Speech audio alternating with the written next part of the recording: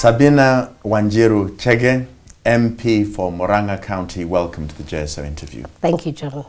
Our focus is very much on the first 100 days of government by the Jubilee coalition, of which you are indeed part. And perhaps a way to begin is to have you respond to some of the comments that have been made before now.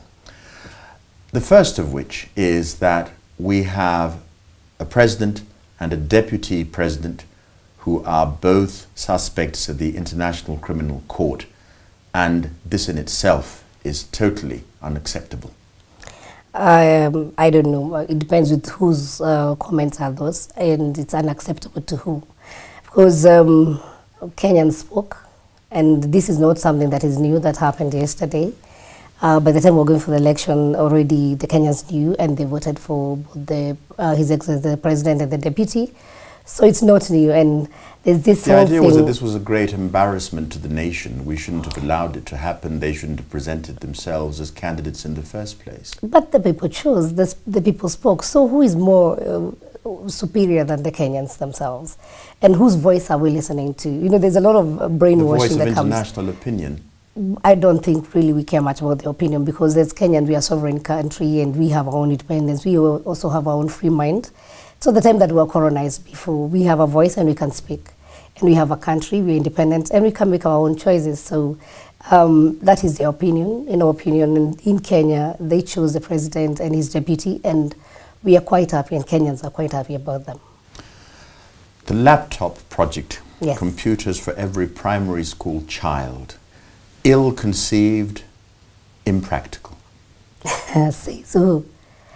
Basically, it's a most brilliant idea that this government came in, and also for your information, it's part of the Vision 2030, so it's not really something that was very new. It is just that this government fast-tracked it. And it's not just happening for the class 1, it's going to be implemented for the whole primary school. There's a long plan, both going to secondary school, going to the universities.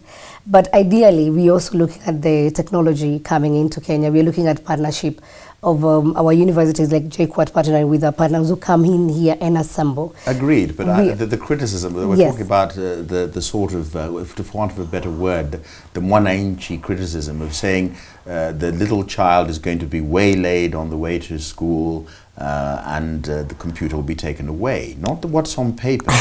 It can't be done. Yes. It should have been not a bottom-up, but a top-down. I'll say it can be done, and again, the government plan is to have these computers in schools, so the security issue is not an issue, and all the students are going to access to the laptops, so it's not going just to be for the standard one only. And we're also looking at our youth getting employment, our teachers getting also the training on ICT.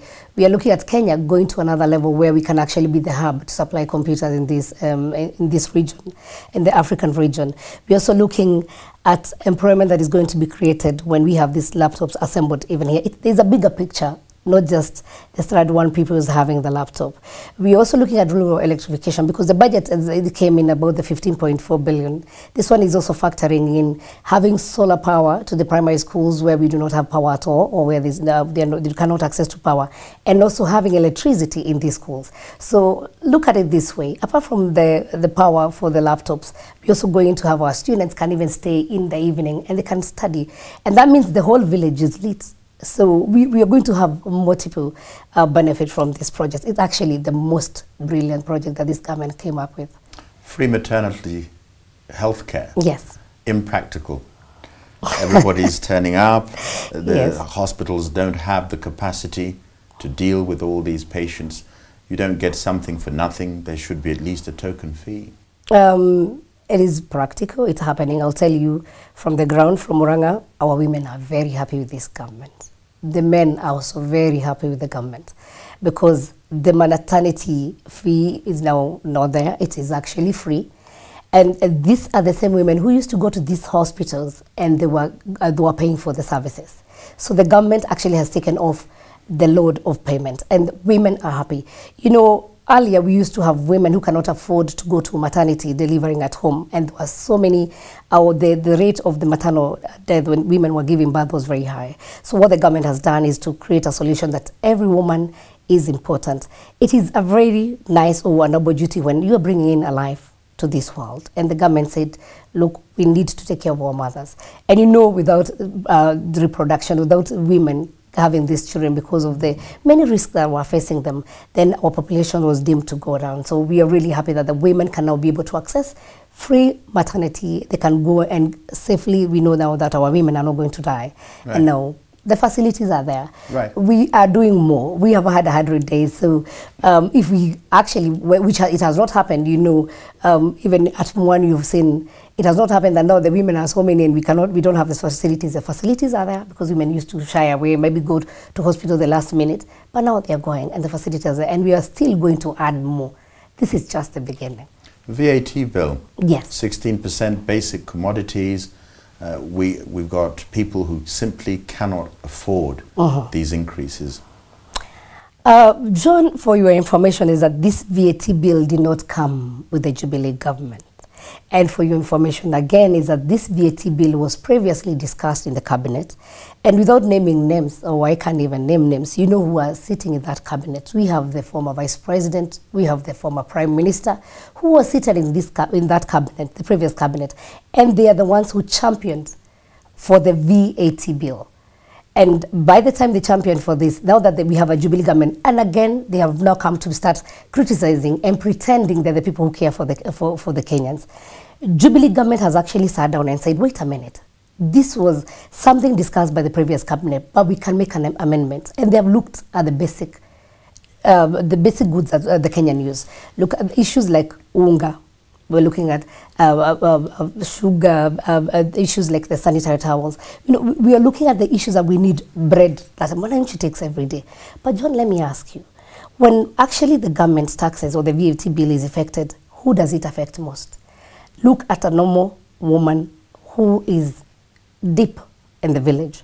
Most of the times when they go, when you have they go from the farm and they have the maize, they normally go to their mill and they grind the maize. So they really don't go to the shelf. What has been happening is that we have had unscrupulous businessmen who have taken advantage of the government, coming and pretending, yes, we are helping the Kenyans. But look at the prices of unga. It has always gone up, day in, day out.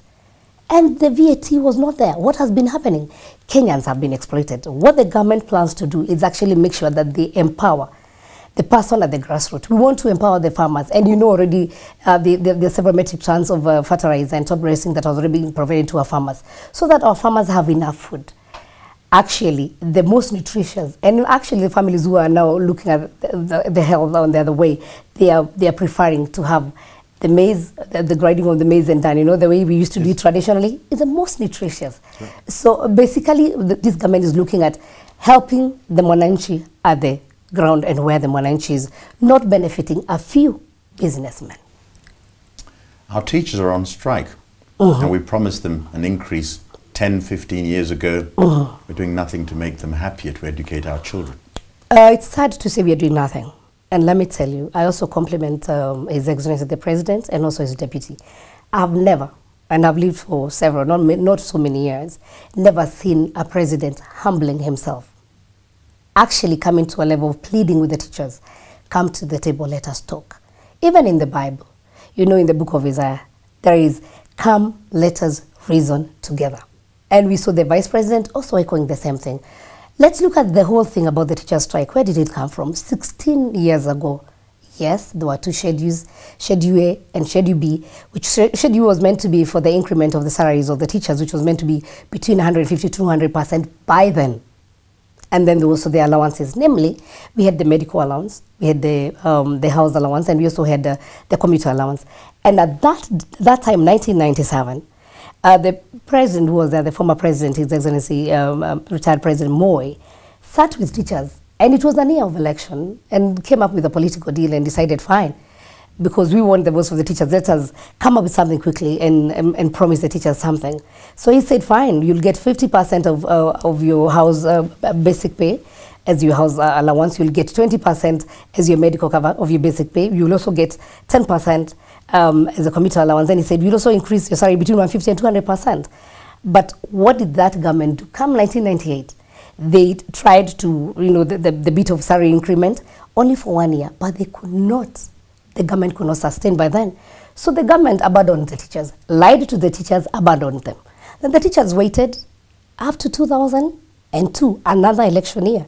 So then back and said, hey, we had a deal. You promised us something that you never honored. And then quickly they looked at it and said, why didn't we honor it? Because a lot of things. That's the weight of history. Fast forwarding, are you saying you could do nothing because it's not that we could do nothing. That's why I want to say that from 1997, things have changed. Right.